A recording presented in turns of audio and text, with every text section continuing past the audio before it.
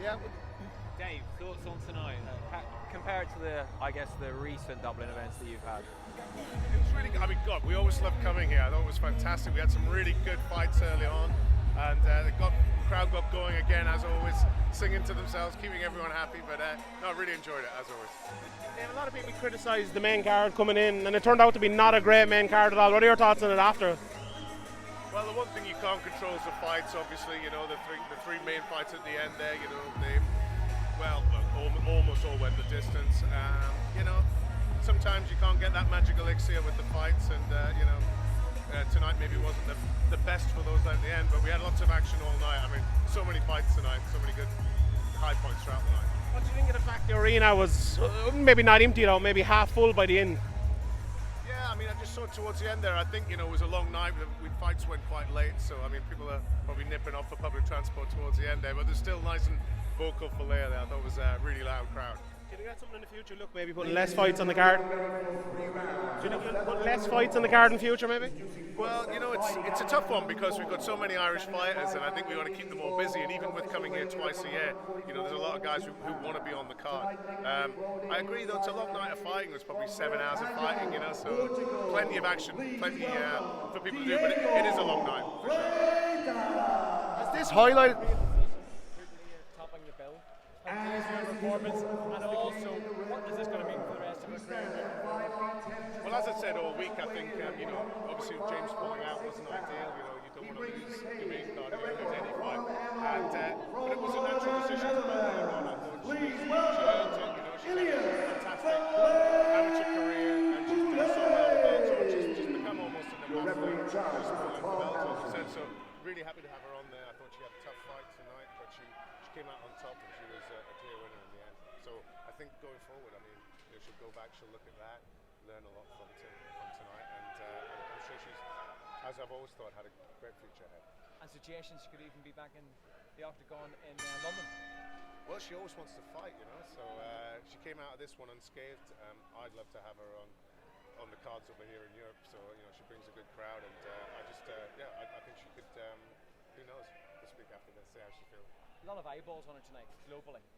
In terms of a fighter's progression, MMA is probably more evolved than other sports in how they push fighters, particularly female fighters. What kind of doors will tonight open for her? Well, as you say, I mean, you know, we all know it's about profile, character, you know, and your performance, and I think she's doing very well, and people seem to be really interested in the Liverpool story. So I think, you know, we'll be seeing a lot more of her, and I think being on the main card, Channel 5, Virgin here, you know, across the world, I think it's going to give her a really, you know, put her on people's maps, and, you know, there'll be a lot of people who want to see her, and a lot of people who want to fight her as well. Dave, it was a really frustrating night for Aaron Chalmers, I guess, not the way he wanted it to go tonight. What's his contract situation with Bellator? He's talking about maybe perhaps WWE and a few other ventures, but what's the status of Aaron right now? Well, I can't speak for his other ventures or his other ideas. I think you're right, he had a frustrating night. I mean, to be honest, we've had some great nights with Aaron. You know, he often really wants to fight. I think, you know, he's offered some great fights in the past that have been really entertaining, really exciting, but he just, you know, got out-grappled tonight, and he just couldn't do anything about it, and you could see the frustration on his face. We were talking about the crowd and that, you know, some people leaving early. Did this highlight the importance of James Galera for these shows? The fact that he has been the headliner for so long and he's become a huge star for Bellator, not only in Ireland and the UK, but internationally. Did this kind of highlight his importance at all for you?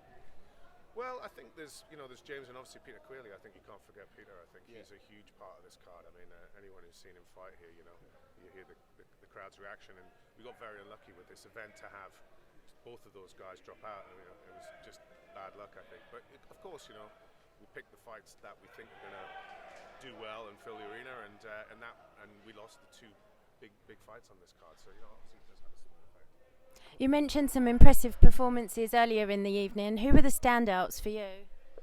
God, it was like such a long night of it, wasn't it? I think You've forgotten, haven't you? Yeah, no. I'm trying to rattle through them all. I think there was just, you know, it was a great night of fights. I think, you know, just seeing that depth all the way through. Obviously, the local guys and girls did very well, and I really enjoyed it. Is there any update on the Philip Mulpeter, Daniel Crawford's thing from today? Obviously, we talked to Philip after. What was Bellator's kind of view on that? You I think we haven't got the official line from that, so I just like to probably leave that one till we find out a little bit more about it. David, there's been a lot of frustration again on Twitter about fights on the card not being shown until 3 a.m.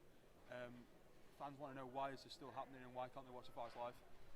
Well, they can if they come to the arena. Fair point. Look, again, we do the best we can. I think we've got certain obligations with our licensees, and we had the American show, which we like to do over here. We had a big card. We did a Paramount show and a Channel 5 show, and we had our YouTube channel for all the fights. So you saw all them fights earlier on globally. You saw obviously free to air here in Ireland on the Virgin card for the last 3 fights, and Channel 5 in the UK. But the Paramount fight has to play out at the right time in the US, and they've got the right to do that. So that's replicated as a simulcast over here with the Sky Show. Richard Kiley mentioned that Bellator were annoyed at the fact that he had hidden an injury before he fought MVP. Can you comment on that at all? Do you know how Bellator's line on that? Were you disappointed to find out that he was injured after the fact? I haven't spoke to Richard about that, and I'm not really too familiar with the details behind that one. David, we had Ross Houston obviously back here earlier, and he once more spoke about that he would love to headline a Glasgow card. Obviously Duncan won his fight tonight, and then you've got, although it didn't go well for Bungard, but he's also a big star for you guys. How soon could we see that happen in the future?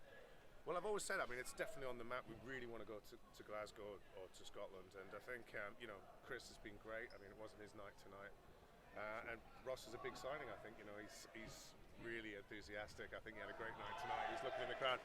I think after tonight he wants to fight in Dublin, so that'll be on his list as well. But certainly we're getting to that point now where we're seeing a lot more Scottish fighters, and it's all about having that sort of roster that makes sense to go somewhere with, and obviously why we're in Dublin. And I think we're getting to the point where we're getting close to having it. He mentioned a fight with Encamp. Is that something you guys would be interested in? He mentioned that to me back there as well. I think I'd like to see that. He mentions Encamp, he mentions MVP. I think he fancies quite a lot of battles out there. So but Encamp, Houston, I think would be a good fight. Any update on the next return to Ireland? Sorry? Any update on the next return to Ireland? Maybe a date?